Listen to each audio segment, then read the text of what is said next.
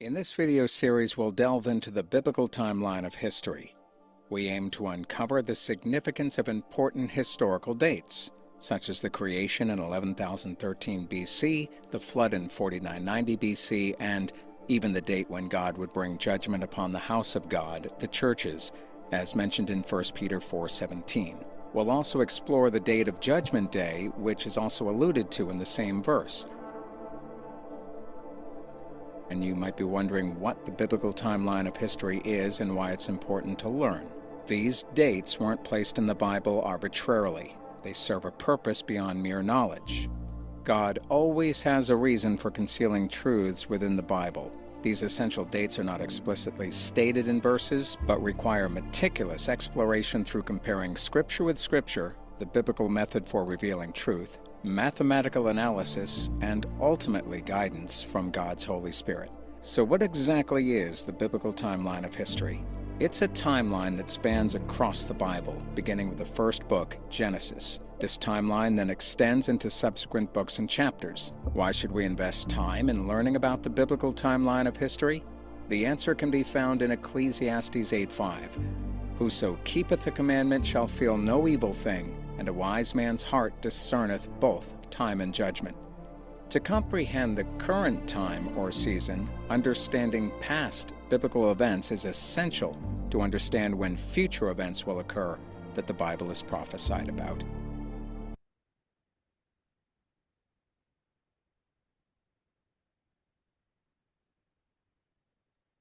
Welcome back, everyone, to another timeline episode. This is going to be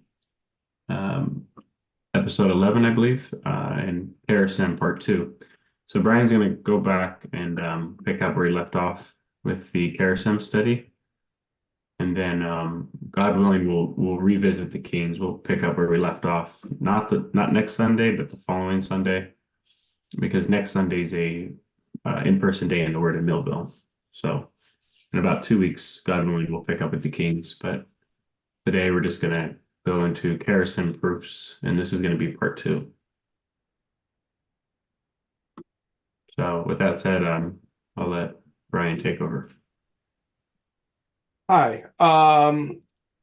Over the last week, somebody asked me about Jochebed, if she was the immediate mother of Moses and Aaron. And could you pull up Numbers 6:20? Yeah. One moment.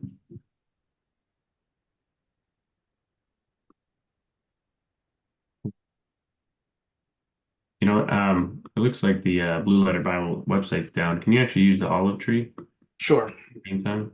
Let me share my screen then. One second.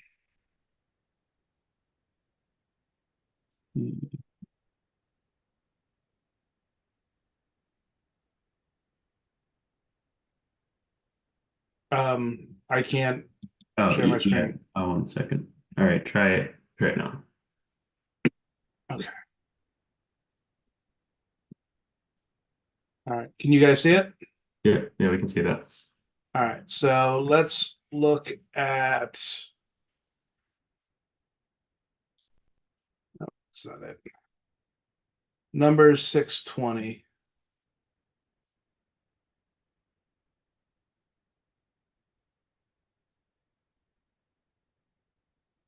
Maybe it's Numbers 26:20.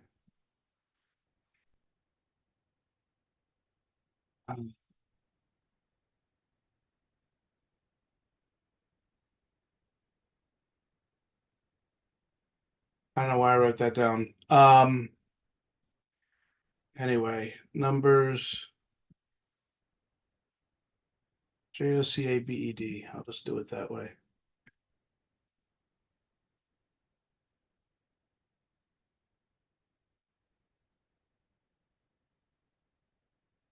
I don't know why it's not cooperating. All right, let me try the other one. Numbers 26:59. Actually, this is working now. So if you want me to, I can switch it over. And the name of Amram's wife was Jochebed, the daughter of Levi, whom her mother bare to Levi in Egypt, and she bare unto Abram Aaron and Moses and Miriam their sister. Now I want you to now Amram was the timeline patriarch that died the year that Aaron was born. And I want you to notice that it does not use the phrase Kerashem. And because I believe that Jochebed was the wife of Amram, and they would have been their grandmother, their great grandmother. I'm not sure exactly how many generations, but this could not have been the immediate mother of Moses and Abram. And just to prove that, Carl, could you pull up Exodus 2 and read verses 2 to 10? And while he reads that, I want you, the listener, to note the fact that nowhere in this passage does it mention Jochebed's name or Amram's name. All right, I'll read it then. Yeah, unfortunately, it looks like it's still down. Exodus 2, and I'll start in verse I just wanted to 1. make a disclaimer.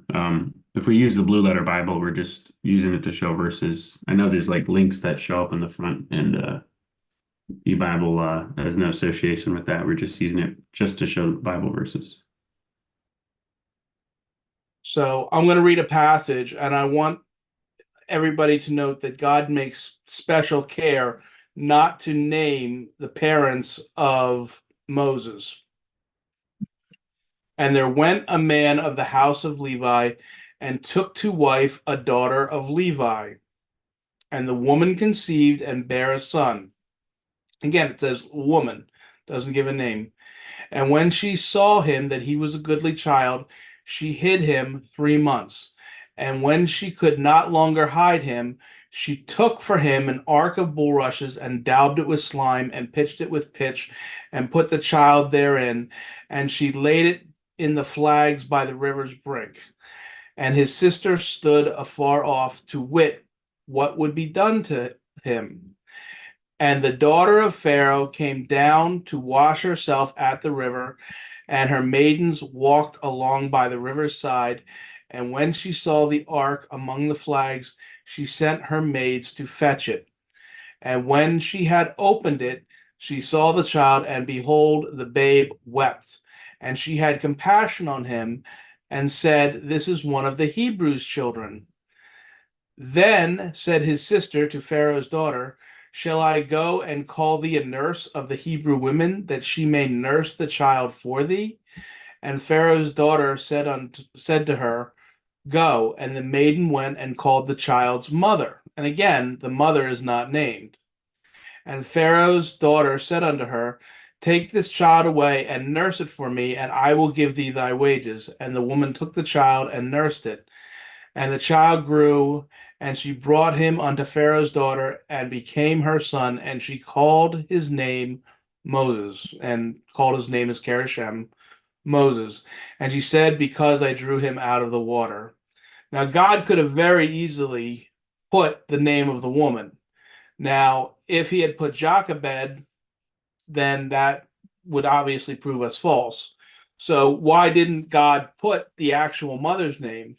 And the reason is because this is one of those doctrines that was saved for the end of time.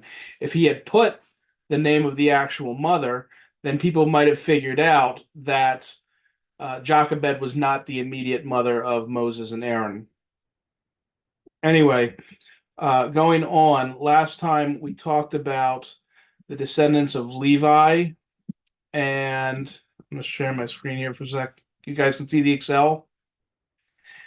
And Gershon had 7,500 male descendants a month or older, and Kohath had 8,600, and Merari had 6,200, and that added up to 22,300 versus the 22,000 that Levi had. And I said that I believed that the most likely scenario is that this Libni and Shimei were the same as this Libni and Shimei.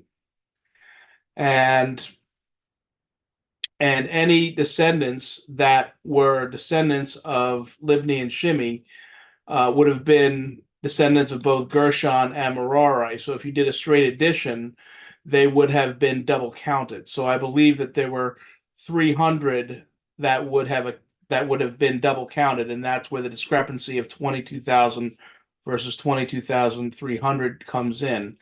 Now, some people might have other theories. For example, they might say, well, maybe God is just rounding.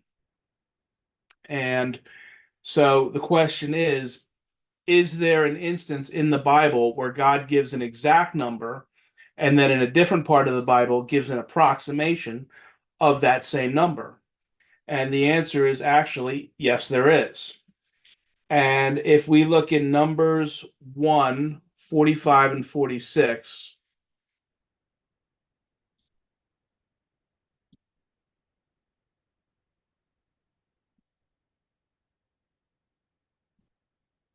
so were all those that were numbered of the children of Israel by the house of their fathers from 20 years old and upward, all that were able to go forth toward Israel, even all that they were numbered were 600,000 and 3,550.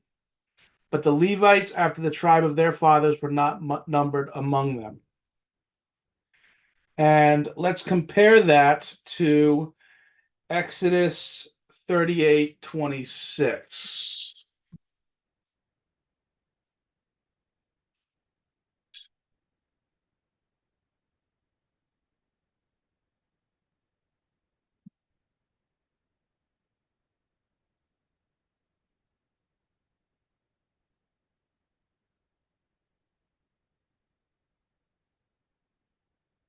That's not right. I'm sorry, Exodus 38:26.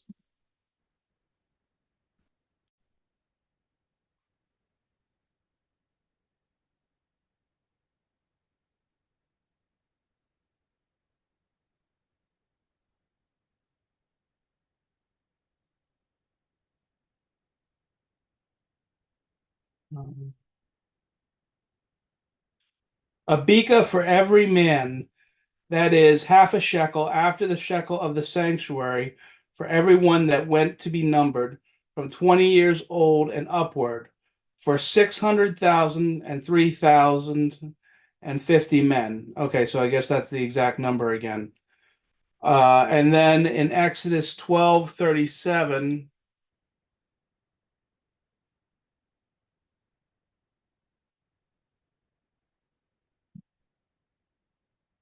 we read, and the children of Israel journeyed from Ramesses to Succoth, about 600,000 on foot that were men besides children. And a multitude went up also with them, and flocks and herds, and even very much cattle. So here we see it says about 600,000. And here it says 600,000, 3,550. So that is a case where God estimates. But as you can see, the word is about here. Whereas when we looked at the numbers of Levi, Gershon, Kohath, and Merari, the word about did not appear. And so for that reason, because God says about, I don't think that that is a good way to say that this is an approximation, although I might be wrong. So are there any other cases where God gives what might be considered approximation?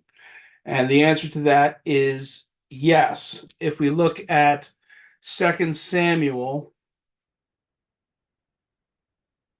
chapter 2 and verse 11, and the time that David was king in Hebron over the house of Judah was 7 years and 6 months. And if we compare that to 1 Kings 2:11,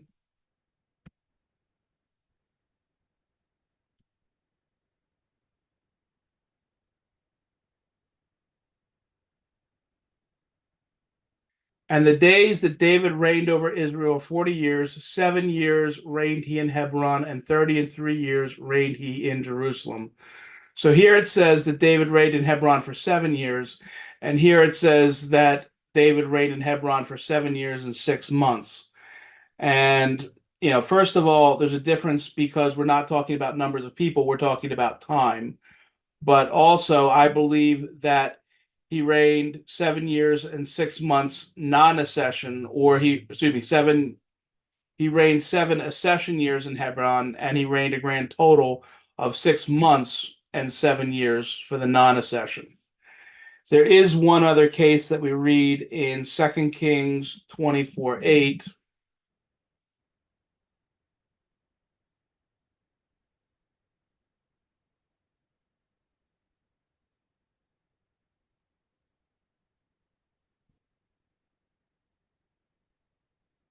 Jehoiachin was 18 years old when he began to reign, and he reigned in Jerusalem 3 months. And his mother's name was Nehushta, the daughter of Elathan of Jerusalem. And if we compare that to 2 Chronicles 36:9,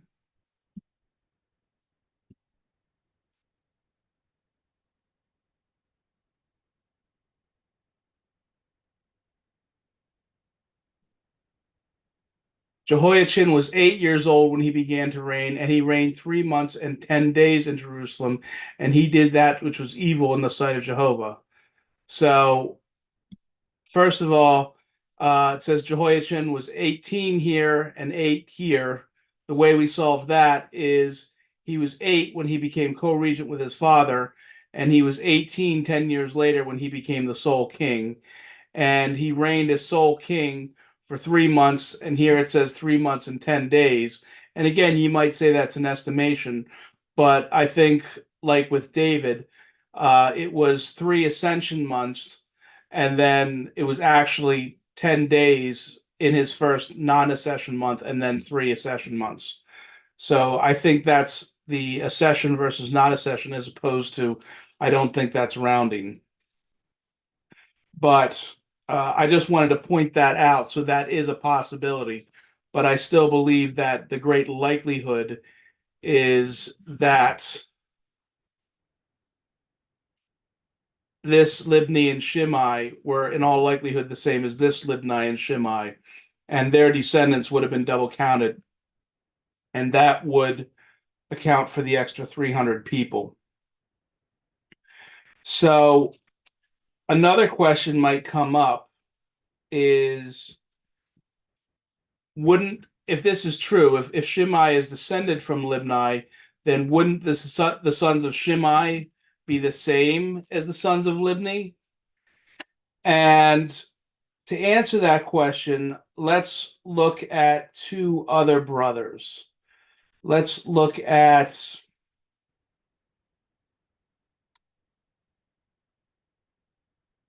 Genesis 48:1.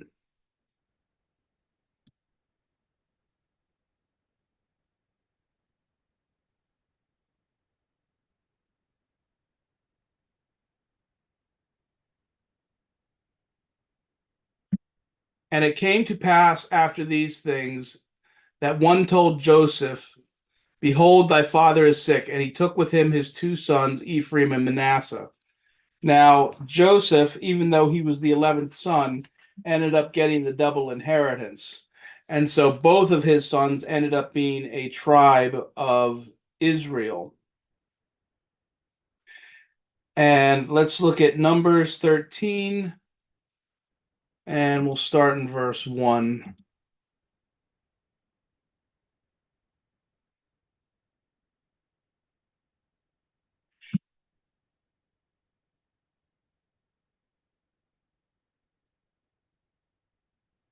And Jehovah spake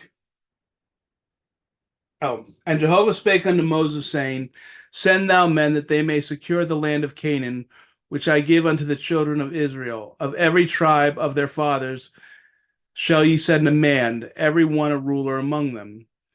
And Moses, by the commandment of Jehovah, sent them into the wilderness of Paran. All those men were the heads of the children of Israel. And these were their names: of the tribe of Reuben, Shemua the son of Zachar. Of the tribe of, I'm going to skip down to verse 8. Of the tribe of Ephraim, Oshea the son of Nun. And Oshea is another name for Joshua. And I'm going to skip again to verse 11. Of the tribe of Joseph, namely the tribe of Manasseh, Gadi, the son of Susi. So here we see in verse 8, there's a tribe of Ephraim. And in verse 11, it says the tribe of Joseph, namely the tribe of Manasseh. So we have the tribe of Ephraim, and then here it says the tribe of Joseph. And the tribe of Joseph would be those who were not of the tribe of Ephraim. And in this case, it happens to be Manasseh. And so I think the way we can understand this, if we go back to the spreadsheet here, I think when it talks about the children of Libni, I think it's referring to those who are the children of Libni who are not the children of Shimei. Just like here, the children of Joseph would be the children of Joseph who are not the children of Ephraim. And so that's how I think we can understand that.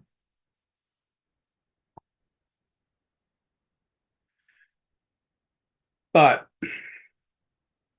last time we ended where we talked about the patriarchs in the land of Egypt.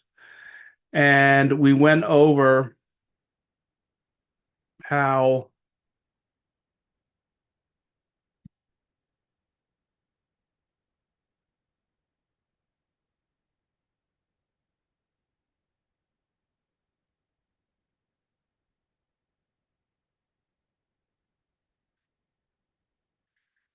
we know that Aaron was 83 at the time of the Exodus. And we add Amram's 137 years, and we add Kohath's 133 years. And we said, well, we need 77 years of Levi, and that adds up to the 430. And and we said, well, that's proof. And it is, but it's also a circular argument. We could say, well, we know he entered Egypt at the age of 430 because it adds up to the 430 with the 4 generations. And we know the 4 generations work because he was 60 when he entered, leaving 77 years in Egypt. And that's a circular argument.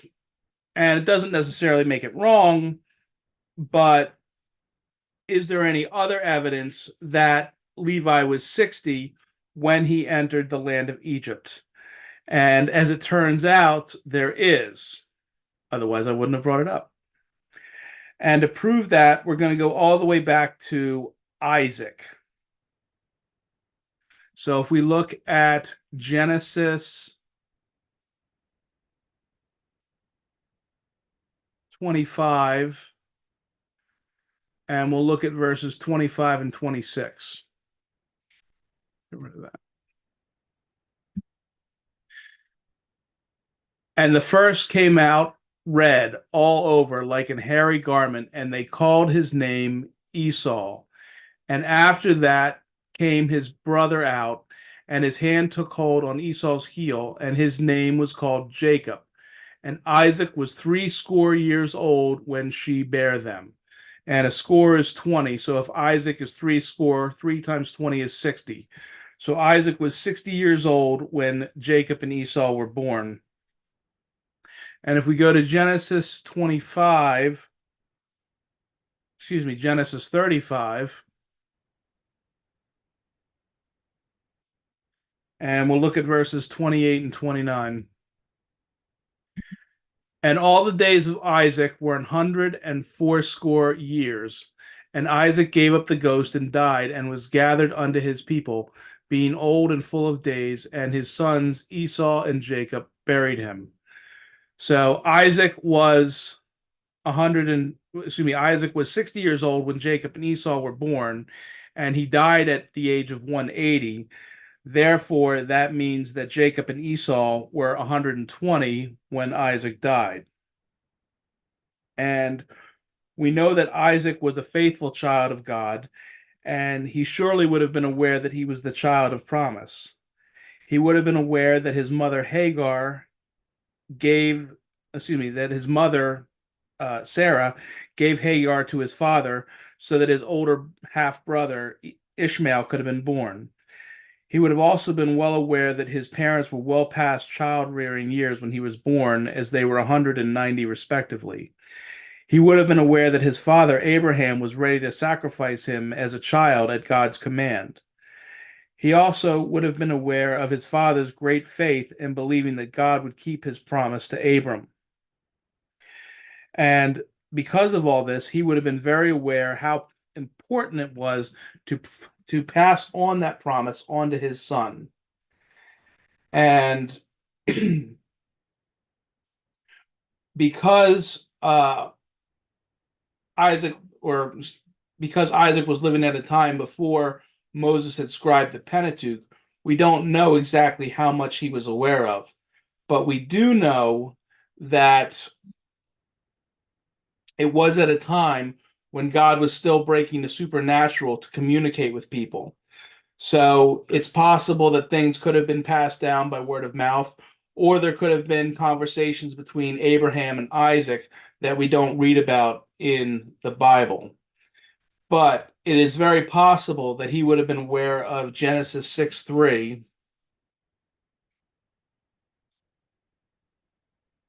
Is Blue Letter Bible working yet, Carl? Let me check it out.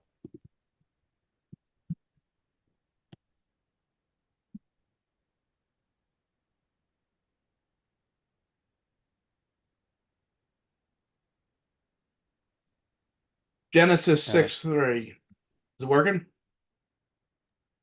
Yeah, but I'll let you read that. All right. It looks like it's back on. And Jehovah said, My spirit shall not always strive with man, for that he is also flesh, yet his days shall be 120 years. Now, historically, in that verse, God is speaking to Noah, and God is telling Noah that the flood would occur in 120 years. We also know that men in Isaac's time span were living much shorter lives. So Isaac may have interpreted that verse to mean that he would live to be 120 years old. And so it could well have been that Isaac decided at the age of 120 that he should get his affairs in order and pass the blessing on to Esau. And you might say, well, he passed it on to Esau. Didn't he pass it on to Jacob? And yes, but Carl, can you read Genesis 25:8? I'm sorry, 25:28. Sure.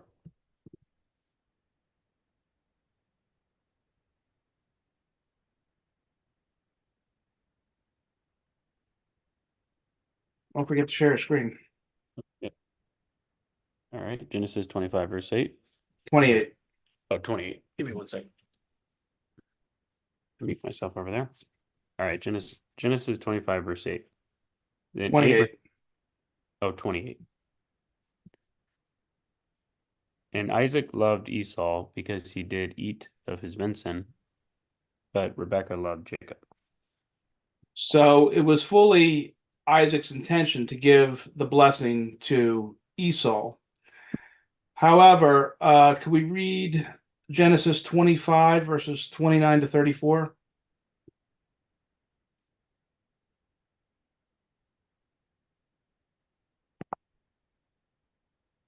Right. And Jacob sawed pottage, and Esau came from the field, and he was faint. And Esau said to Jacob, Feed me, I pray thee, with that same red pottage, for I am faint. Therefore was his name called Edom. And Jacob said, Sell me this day thy birthright. And Esau said, Behold, I am at the point to die, and what profit shall this birthright do to me? And Jacob said, Swear to me this day. And he sware unto him, and he sold his birthright unto Jacob. Then Jacob gave Esau bread and pottage of lentils, and he did eat and drink, and rose up, and went his way. Thus Esau despised his birthright. Okay, so historically, Jacob should have probably just loved his brother and just given him some food without, blackmailing him into giving him the birthright. But regardless, he did sell his birthright.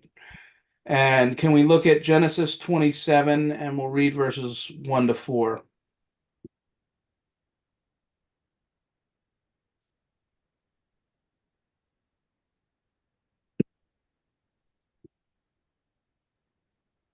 Right. And it came to pass that when Isaac was old and his eyes were dim, so that he could not see, he called Esau his eldest son, and said unto him, My son.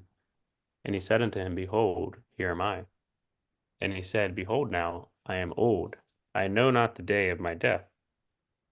Now therefore take, I pray thee, thy weapons, thy quiver and thy bow, and go out to the field, and take me some venison. And down to verse 4. Yeah. And make me savory meat, such as I love, and bring it to me that I may eat, that my soul may bless thee before I die. So here, note that Isaac is old and blind, and he doesn't know when he will die. And Rebekah convinces Jacob to trick his father into giving him the blessing rather than his brother. And Rebekah gives the meat to Jacob so that Jacob will think it came from Esau, and Isaac ate the meat. And we can read about that continuing in Genesis 27, and let's look at verses 19 to 23.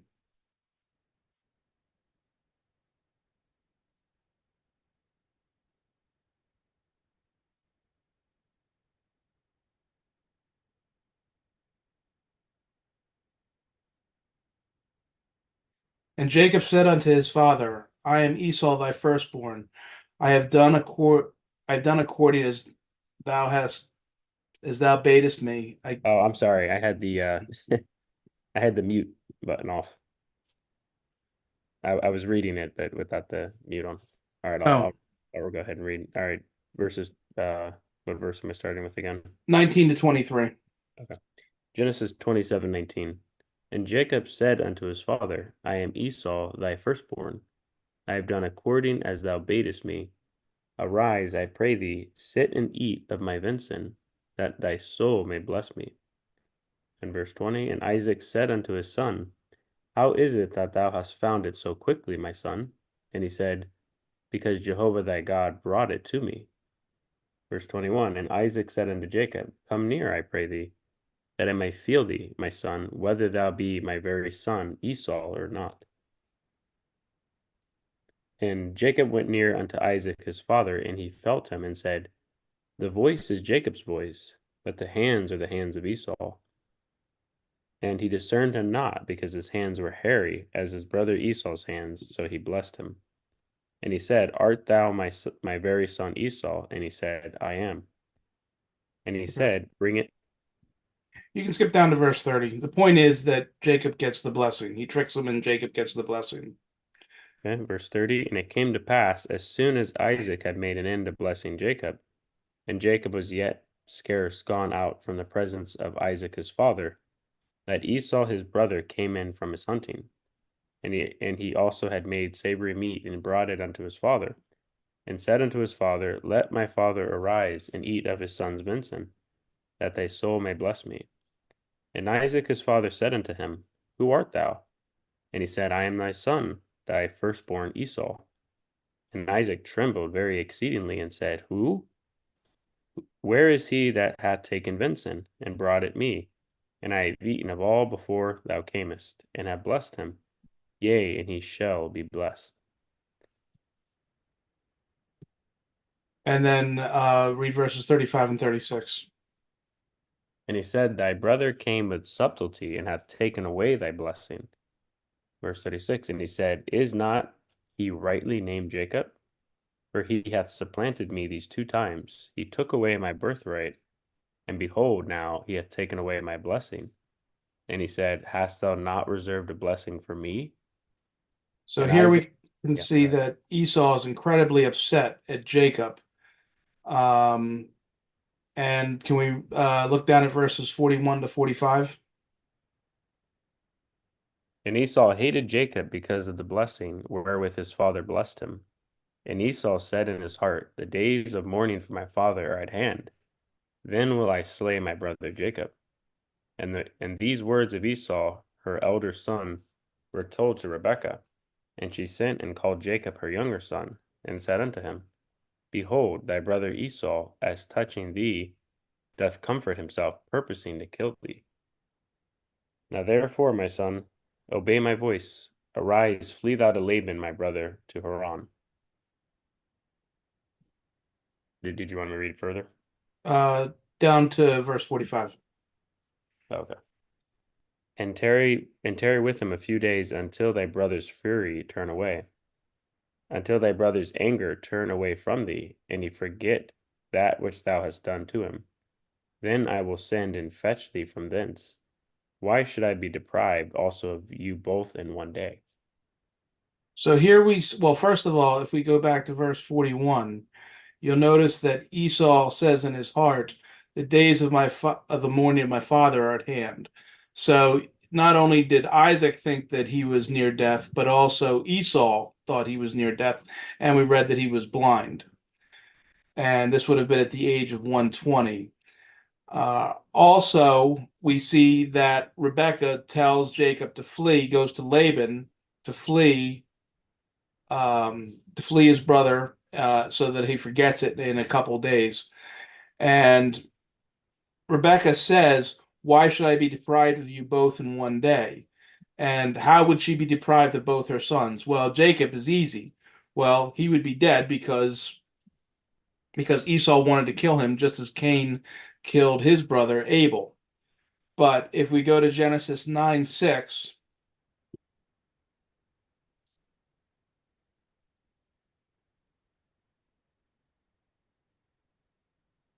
Genesis 9:6, whoso sheddeth man's blood, by man shall his blood be shed.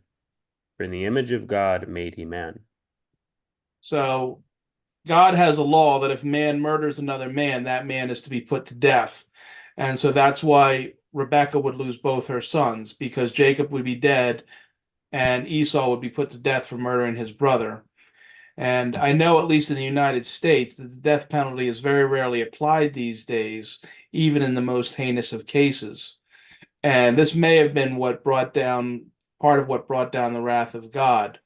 But this law presumably would have been followed at these times, which is why Rebekah wanted to send Jacob away until his brother was no longer angry. And we recall that Isaac was 60 when Jacob and Esau were born. So if Isaac is now 120, that would make Jacob and Esau 60. Now, there is no specific verse that says this. However, there is some circumstantial evidence that this falls in place with. As we read in Genesis 27:46.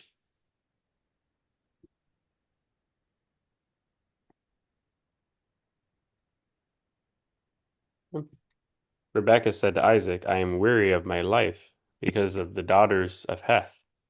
If Jacob take a wife of the daughters of Heth, such as these which are of the daughters of the land, what good shall my life do to me? So why was Rebekah weary of the daughters of Heth? And to find that answer, we go to Genesis 26 and we read verses 34 and 35.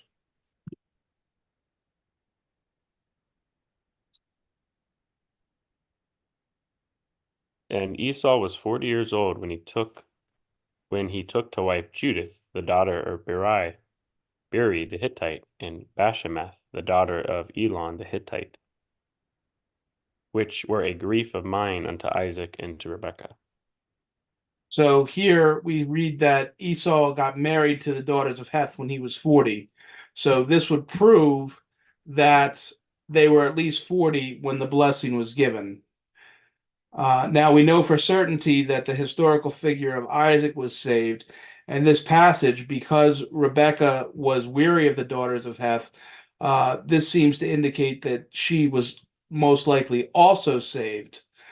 And we know that the sin of being unequally yoked is what brought God's wrath in Noah's day, and Isaac and Rebekah may well have been aware of this. Um, and we can read that in Genesis 6, 1 to 3.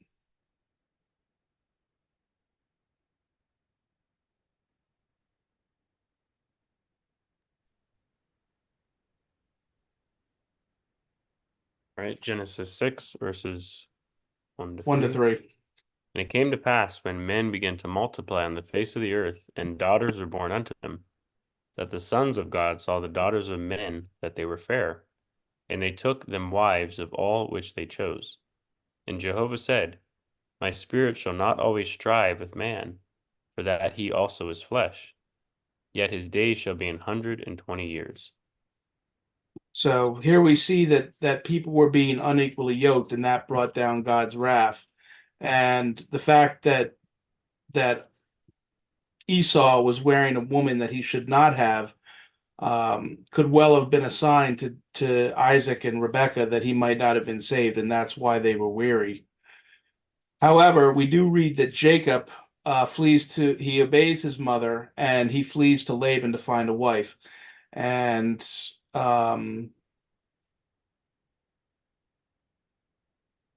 let's look at Genesis 29 and start in verses 13 to 15. Okay, verse 13. And it came to pass, when Laban heard the tidings of Jacob his sister's son, that he ran to meet him, and embraced him, and kissed him, and brought him to his house. And he told Laban all these things. And Laban said to him, Surely thou art my bone and my flesh. And he abode with him the space of a month. And Laban said unto Jacob, Because thou art my brother, shouldest thou therefore serve me for naught? Tell me, what shall thy wages be? So here we see that Laban is offering Jacob wages. And let's read verses 16 to 19 to see what Jacob wants his wages to be. And Laban had 2 daughters. The name of the elder was Leah, and the name of the younger was Rachel. Leah was tender-eyed, but Rachel was beautiful and well-favored. And Jacob loved Rachel, and said, I will serve 7 years for Rachel thy younger daughter. And Laban said, It is better that I give her to thee, than that I should give her to another man. Abide with me. And Jacob served 7 years for Rachel, and they seemed unto him but a few days, for the love he had to her. Okay, so here we see that they both agreed that he would serve 7 years and his wages would be his beautiful younger daughter, Rachel. Now let's see how that worked out. Let's read verses 21 to 25. And Jacob said unto Laban, Give me thy wife, for my days are fulfilled, that I may go in unto her. And Laban gathered together all the men of the place, and made a feast. And it came to pass in the evening, that he took Leah his daughter, and brought her to him. And he went in unto her. And Laban gave unto his daughter Leah Zilpah his maid for an handmaid. And it came to pass that in the morning, behold, it was Leah. And he said to Laban, What is this that thou hast done unto me? Did I not serve with thee for Rachel? Wherefore then hast thou beguiled me? And So we Laban see said, here that Laban tricked Jacob and gives him Leah instead of Rachel.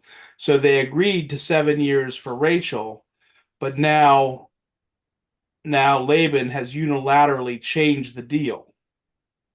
So if Jacob was 60 when he came to Laban 7 years later, he would have been 67 when he married Leah. And let's read verses 26 to 28. And Laban said, It must not be so done in our country, to give the younger before the firstborn. Fulfill her week, and we will give thee this also for the service which thou shalt serve with me yet 7 other years. And Jacob did so, and fulfilled her week, and he gave him Rachel his daughter to wife also. So here we see initially Laban agreed to 7 years for Rachel, but now he's changed it to 14 years for both Leah and Rachel. And originally I thought that Rachel married him at the end of the second 7 years, but having looked further, I believe that Jacob married both Rachel and Leah in the same year, and then he did the second 7 years afterwards.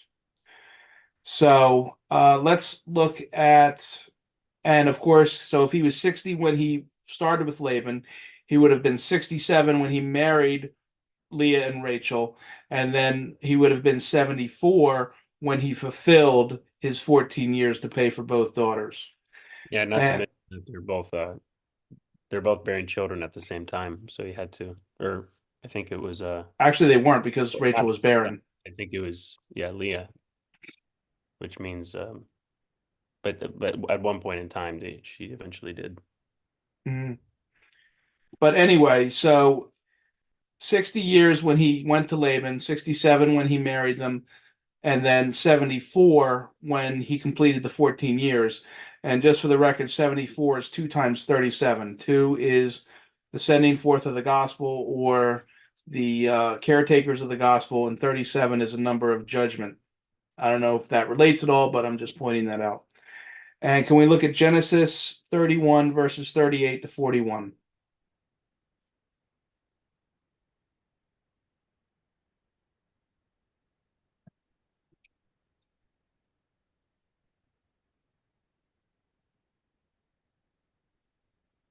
Verse 38. This 20 years have I been with thee. Can you put it on the screen? Oh, yep. Genesis 31, verse 38. This 20 years have I been with thee. Thy ewes and thy she-goats have not cast their young, and the rams of thy flock have I not eaten. That which was torn of beasts I brought not unto thee. I bear the loss of it. Of my hand didst thou require it, whether stolen by day or stolen by night. Thus I was in the day the drought consumed me, and the frost by night, and my sleep departed from mine eyes. Thus have I been 20 years in thy house. I served thee 14 years for thy 2 daughters, and 6 years for thy cattle, and thou hast changed my wages 10 times. Now, if you look here, we know that he served 7 years for Leah, 7 years for Rachel, and here in verse 41, it says, 14 years for thy 2 daughters and 6 years for thy cattle, and thou hast changed my wage 10 times. Now, I don't know if that first wage change, where it originally started with 7 years for Rachel, and then he changed it to 14 years for both Leah and Rachel. I don't know if that's one of those 10 or not. But the 14 and the 6 adds up to 20. And if you go back to verse 38, it says, 20 years have I been with thee. Thy ewes and thy she-goats have cast their young, and the rams of thy flocks I have not eaten. Now, to somebody who's not a studious student of the Bible, they might assume that this 20 years in Genesis 31:38 is the same as the 14 years and the 6 years. However, it's a separate 20 years, meaning that rather than serving Laban for a grand total of 20 years, he served him for a grand total of 40 years. And so the timeline is as follows. At the age of 60, he flees Esau and begins his 7 years for Leah. At the age of 67, he marries Leah and Rachel and starts the 7 years of service for Rachel. At 74, he finishes the 7 years for Rachel and begins the 20 years of service that we read about in Genesis 31:38. And then at the age of 94, he finishes that 20 years of service and begins his last 6 years of service. And then at the age of 100, he completes that 6 years of service for a grand total of 40 years. And that's when Jacob and his family leave Laban to meet Esau again. So the question is, how do we know that it's 40 years instead of 20? Well, first off, we know that Joseph was born when Jacob was 91. And to prove this, we go to Genesis 41:46.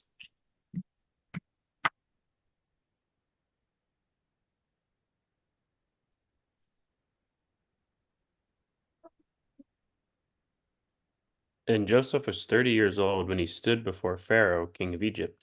And Joseph went out from the presence of Pharaoh and went throughout all the land of Egypt. So here we read that he was 30 when he became prime minister. Now let's look at Genesis 41, and we'll look at verses 28 to 30.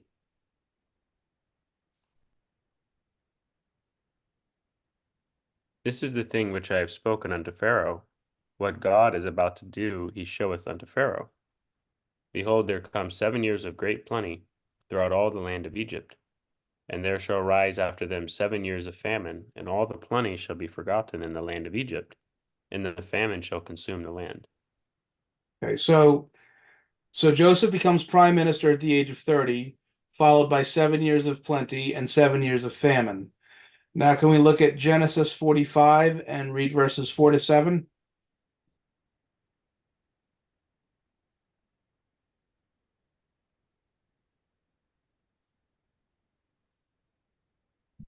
And Joseph said unto his brethren, Come near to me, I pray you. And they came near, and he said, I am Joseph your brother, whom ye sold into Egypt. Now therefore be not grieved nor angry with yourselves, that ye sold me hither. For God did send me before you to preserve life. For these 2 years hath the famine been in the land, and yet there are 5 years in the which there shall neither be earing nor harvest. Verse 7. Verse 7, And God sent me before you to preserve a posterity in the earth, and to save your lives by a great deliverance. So here we read that 2 years of the famine are completed, and there's 5 remaining. So if he was 30 when he became prime minister, we add 7 years of plenty, and when those 7 years of plenty ended, he would have been 37. 2 years later, he would have been 39. And God confirms this again if we read verses 9 to 11. Verses 9, Haste ye and go up to my father, and say unto him, Thus saith thy son Joseph, God hath made me Lord of all Egypt. Come down unto me, tarry not. And thou shalt dwell in the land of Goshen, and thou shalt be near unto me, thou and thy children, and thy children's children, and thy flocks, and thy herds, and all that thou hast. And I will nourish thee there, for yet there, and there will I nourish thee, for yet there are 5 years of famine, lest thou and thy household and all that thou hast come to poverty. So here this confirms there's 5 more years of famine left. So again, 30 plus 7 years of plenty plus the 2 years of famine. That means that Joseph was 39 at the time that his family came into Egypt. And can we read Exodus 1, verses 1 to 5?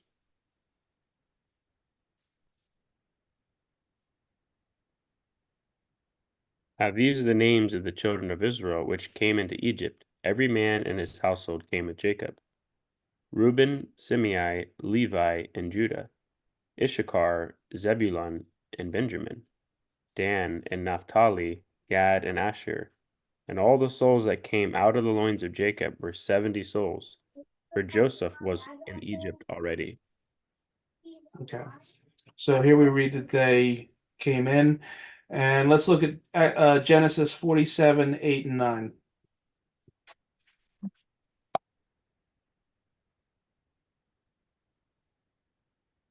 And Pharaoh said unto Jacob, How old art thou? And Jacob said unto Pharaoh, The days of the years of my pilgrimage are 130 years. Few and evil have the days of the years of my life been, and have not attained unto the days of the years of the life of my fathers, and the days of their pilgrimage.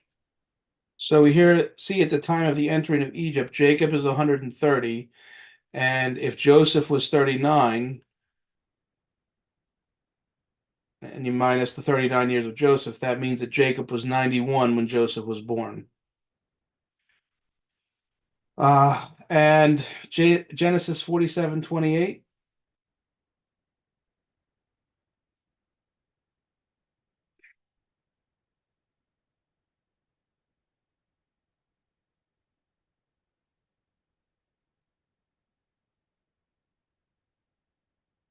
We can't hear you.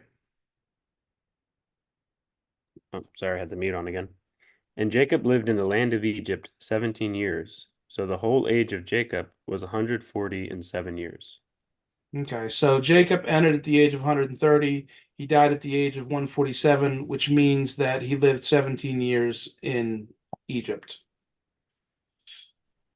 So let's go back to Genesis 30, 25.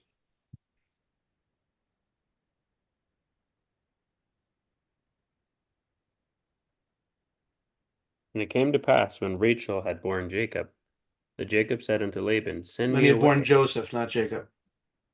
Sorry, when Rachel had borne Joseph, that Jacob said unto Laban, Send me away, that I may go unto my own place into my country. Okay. So now it says that Rachel had borne Joseph, but it doesn't necessarily mean that this occurred right after Joseph's birth. Even in the United States today, federal law requires that women have 12 weeks to recover after giving to birth to a child without losing their jobs. And even after that, even with all the modern day conveniences, traveling with an infant is not easy. So the question is, how long did Joseph wait before telling Laban that he wanted to leave? So before we get into that, let's go a little bit further in the passage. And can we read Genesis chapter 30, verses 21, excuse me, Genesis chapter 30, verses 26 to 31. Give me my wives and my children, for whom I have served thee, and let me go. For thou knowest my service which I have done thee. And Laban said unto him, I pray thee, if I have found favor in thine eyes, tarry. For I have learned by experience that Jehovah hath blessed me for thy sake. And he said, Appoint me thy wages, and I will give it. And he said unto him, Thou knowest how I have served thee, and how thy cattle was with me. For it was little which thou hadst before I came, and it is now increased unto a multitude. And Jehovah hath blessed thee since my coming. And now when shall I provide for mine own house also? And he said, What shall I give thee? And Jacob said, Thou shalt not give me anything, if thou wilt do this thing for me. I will again feed and keep thy flock. So at this point, when they want to leave the first time, this would be the end of that 20 years, by which I mean that separate 20 years. So he had served the 7 years for Rachel, excuse me, 7 years for Leah, the 7 years for Rachel. Now this was at the end of that 20-year period. And then finally, we're at the beginning of that last 6-year period. So the question is, how old was Joseph when that last 6 years began? Let's look at 1 Samuel 1, and we'll read verses 20 to 25.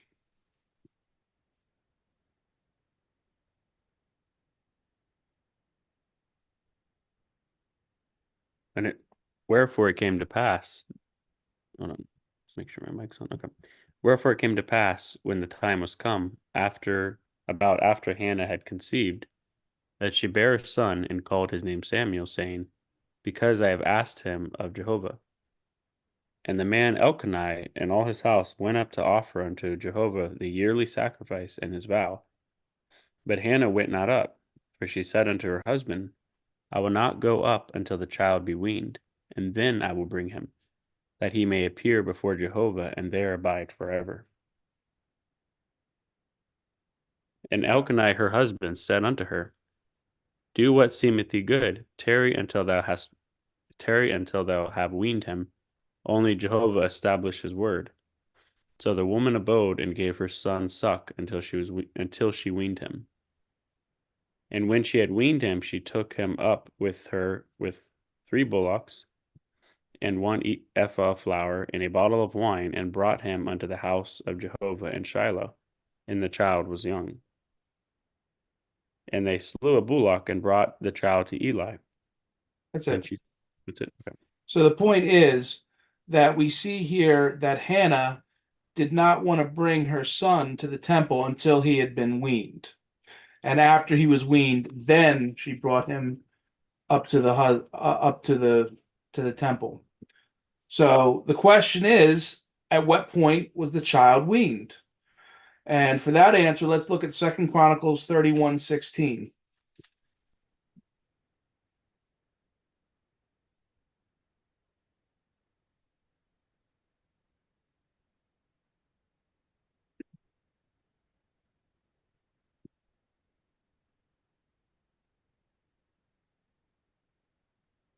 Right, verse 16.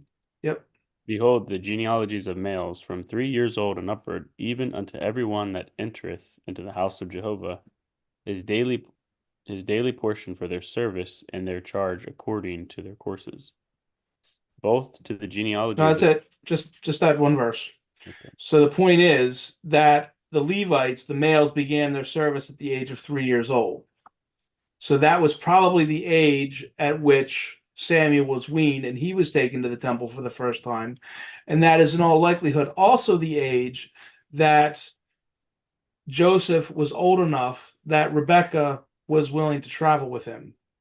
So we've already established that Jacob was 91 when Joseph was born. So 3 years later, he would have been 94. And these final 6 years would have ended when Jacob was 100. And so, thus, that means 40 years earlier, he would have started at the age of 60, as we already said.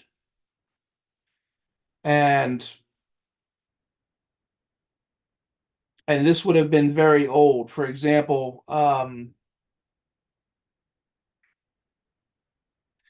let's assume that this 20 years was not separate and he only served a grand total of 20 years instead of 40 total years.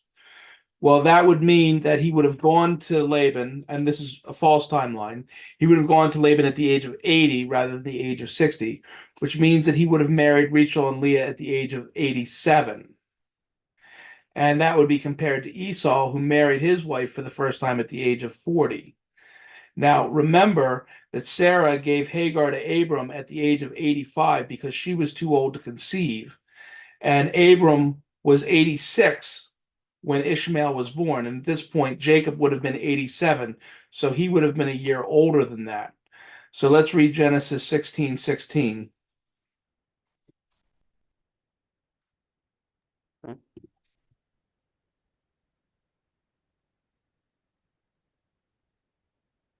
Genesis 16:16. And Abraham was 86 years old. That's 86 years old when Hagar bare Ishmael to Abraham.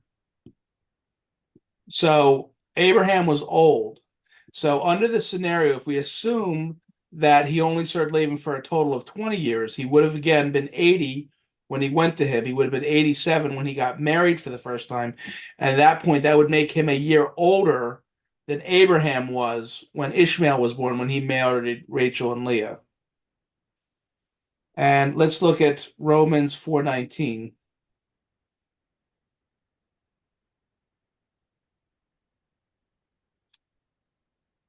Right? And being not weak in faith, he considered not his own body now dead, when he was about 100 years old, neither yet the deadness of Sarah's womb. So we can see even here at the age of 100, he considered his own body dead. So that means under this false scenario, he would have gotten married for the first time at 87, and Joseph would have was born when Jacob was 91. And then 3 years later, he would have been weaned at 94. However, we read in Genesis, let's look at Genesis 37:3.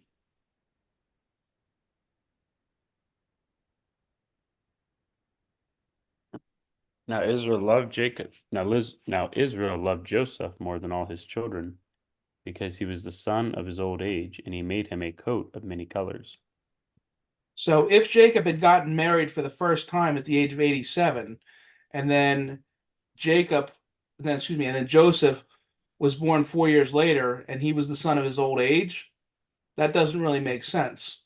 What makes a lot more sense is he served for a total of 40 years. He would have gone there at the age of 60, married at the age of 67, had a bunch of kids, and then finally he was old at the age of 91 when Joseph was born. And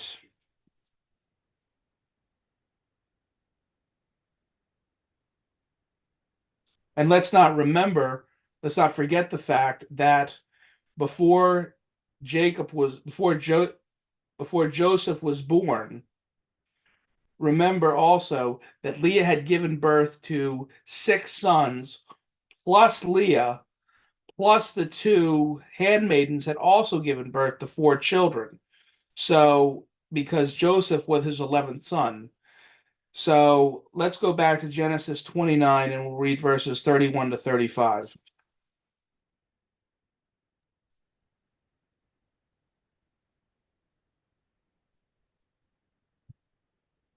All right. Genesis 29:31. And when Jehovah saw that Leah was hated, he opened her womb, but Rachel was barren.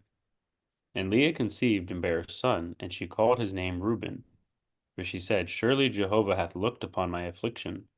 Now therefore my husband will love me.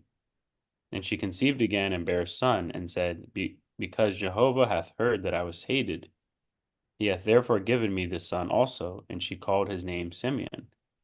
And she conceived again and bare a son, and said, Now this time will my husband be joined unto me, because I have borne him 3 sons. Therefore was his name called Levi. And she conceived again and bare a son, and she said, Now will I praise Jehovah. Therefore she called his name Judah, and left bearing. So here we see that she conceived 4 times and bared 4 sons, which means none of these sons were twins. And can we look at Genesis 30, verses 17 to 25?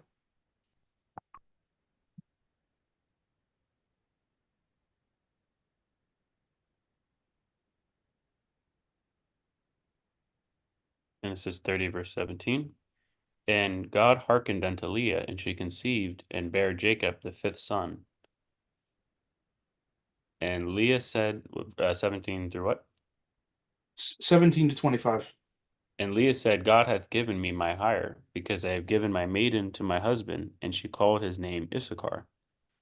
And Leah conceived again, and bare Jacob the 6th son. And Leah said, God hath endured me with a good dowry.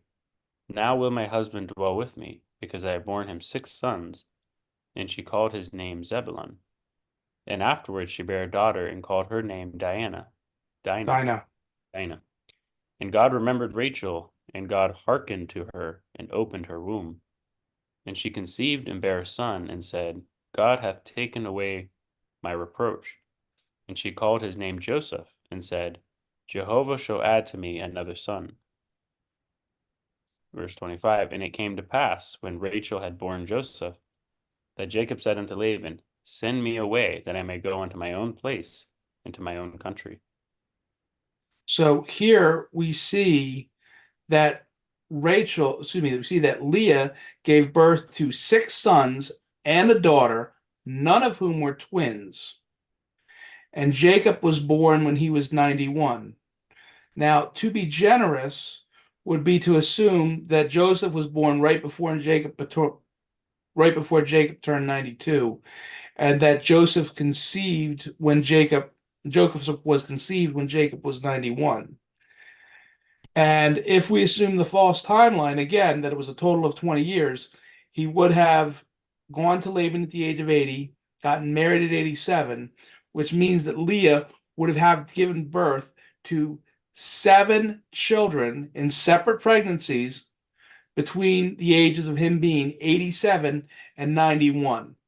And to complete 7 pregnancies in 4 years, it's just not possible. And that's again to say nothing of the fact that it said that Joseph was the child of his old age.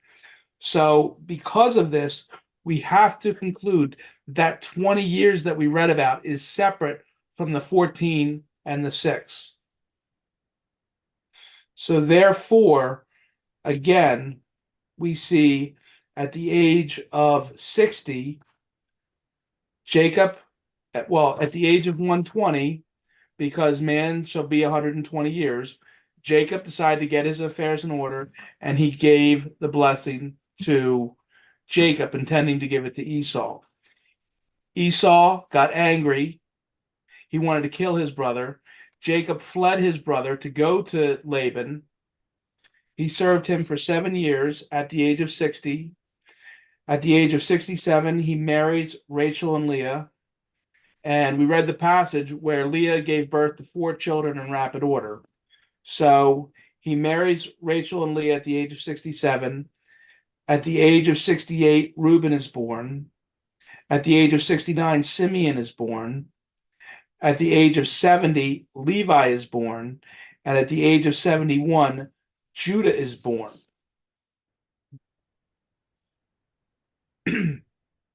And so if he was 70 when Judah was born, then we already read. Let's look again at Genesis 47:9.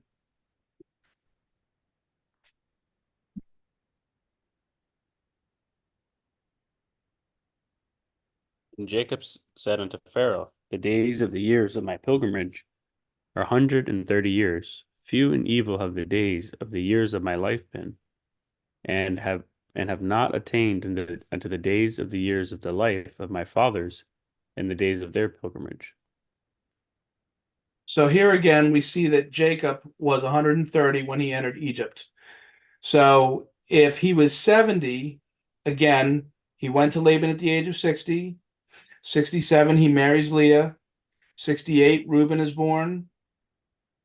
68, Reuben is born. 67, 69. 68, Reuben is born. 69, Simeon is born. 70, Levi is born. 71, Judah is born. So he is 70 when Judah is born. So if you take 130 and you subtract 70, that means that Levi was 60 years old at the time of the entering of Egypt. And we know that Levi lived to be 137 years.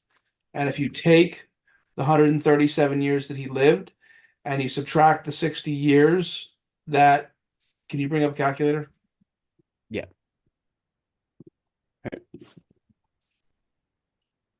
So Jacob was 130 when he entered Egypt, and he was 70 when Levi was born. So you subtract 70. So Levi was 60 at the time of the entering of Egypt. Now you can erase that. So we know that Levi died at the age of 137. And you subtract 60 because the first 60 years of his life he was not in Egypt. You add the 133 years of Kohath. You add the 137 years of Amram. And we know that Aaron was 83 years old at the time of the Exodus. And we get exactly our 430 years. So here, God has set the precedent where we have these four patriarchs, and each one was born the year that the previous one died. And using that precedent, we applied that same idea to Genesis 5 and Genesis 11. And that's how we came up with the timeline that we did. And that is the proof of the Qara doctrine. So, questions? I don't see any hands raised, and it is 9:15, so I think we'll have Okay. to probably wrap things up. But yeah, thanks again for joining, and God willing, we'll be able to pick up with the Kings. Not next Sunday. That's going to be a day in the Word in Millville in person, but it'll be the following Sunday. All right. Well, thanks again for joining, and see you guys later. Bye.